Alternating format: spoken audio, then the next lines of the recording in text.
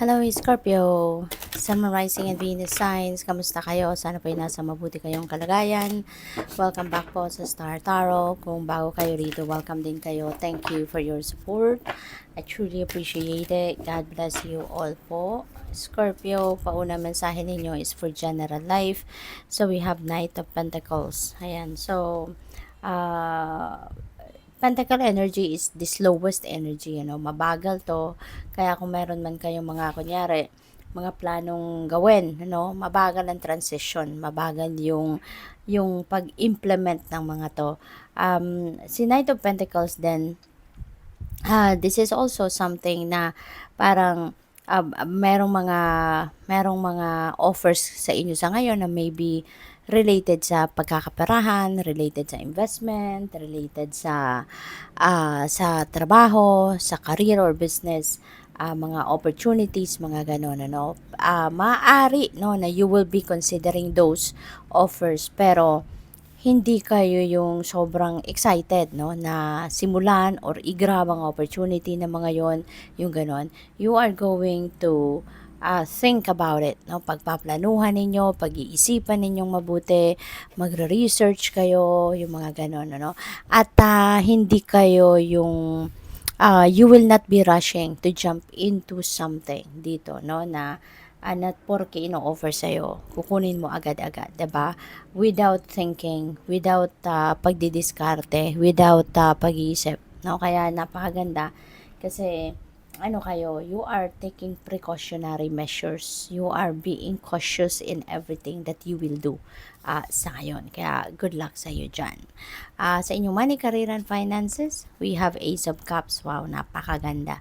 No? Si Ace of Cups is a new beginning. No? This is a new beginning and this is divine blessing. So, most likely, related din ito dito kay Knight of Pentacles. No? As I said earlier, so pwedeng merong mga offers nga sa inyo rito. So, definitely there is. No? Meron talagang offer na ibibigay sa inyo ang Divine Universe. Alright?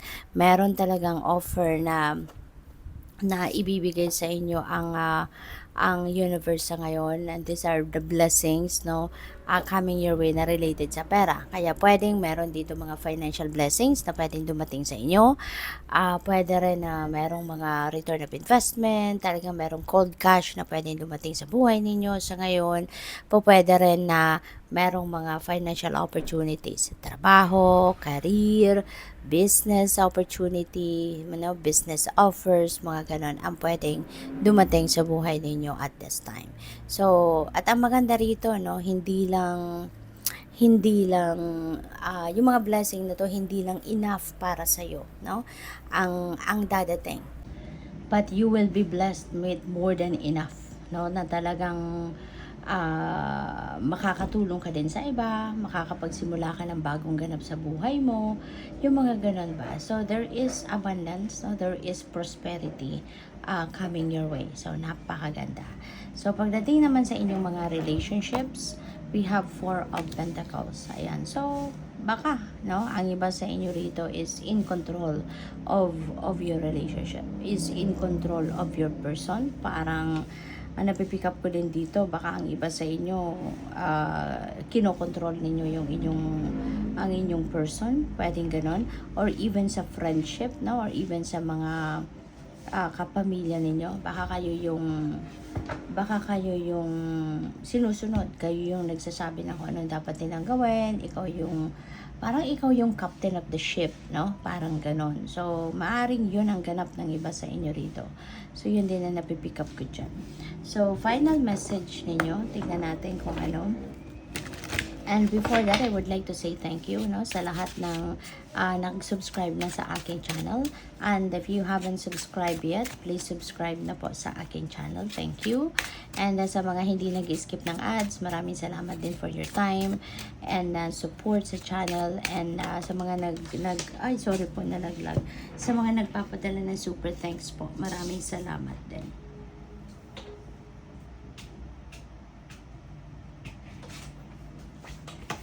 Ayan, so ito yung final message ninyo. We have mercy. Let compassion fill your world. Offer kindness to all living things. What you give, you also receive. Ayan, so mabait kayo, no, Scorpio. You are very, you're very compassionate. You're very kind. You're very helpful, you're very supportive of anyone siguro, no? So, siguro napakalaki talaga ng inyong puso, no? You're very, kind-hearted, no? And warm-hearted. Kaya naman kayo binibless din ng Divine Universe. Kasi, hindi rin kayo madamot, no? Sa kahit anumang bagay. Kahit pagmamahal, panahon, no? Lagi kayong handang tumulong para sa iba. So, what else? We have journey. Focus on how far you have come, not how far you have to go. You will find help in unexpected places. Ayan. So, baka din, no, may travel ang iba sa inyo rito. Unang-una, baka this is literal na journey, no? Travel.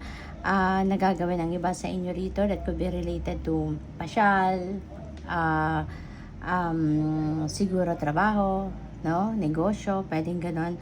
Or, maaari din na yung journey ninyo, ito is the journey of life, no? Baka this refers to the journey of life na wag na ninyong isipin, no? Kung gaano na kalayo, no? Yung pupuntahan pa ninyo, gaano pa kalayo yung babiyahiin ninyo. Wag ninyong isipin na kung gaano pa kayo katagal, no, para makarating sa tagumpay ninyo. But i-cherish na lang ninyo, no. Mas isipin ninyo kung saan na kayo nakarating, no? Paano kayo nakarating diyan, 'di ba? Kasi that will inspire you more. 'Di ba? That will inspire you more na mas magsikap, mas magtiyaga pa, 'di ba? At magpasalamat, no, na nakarating na kayo sa ganyang punto ng buhay ninyo. So, good luck. Thank you for watching. Love and light. Namaste.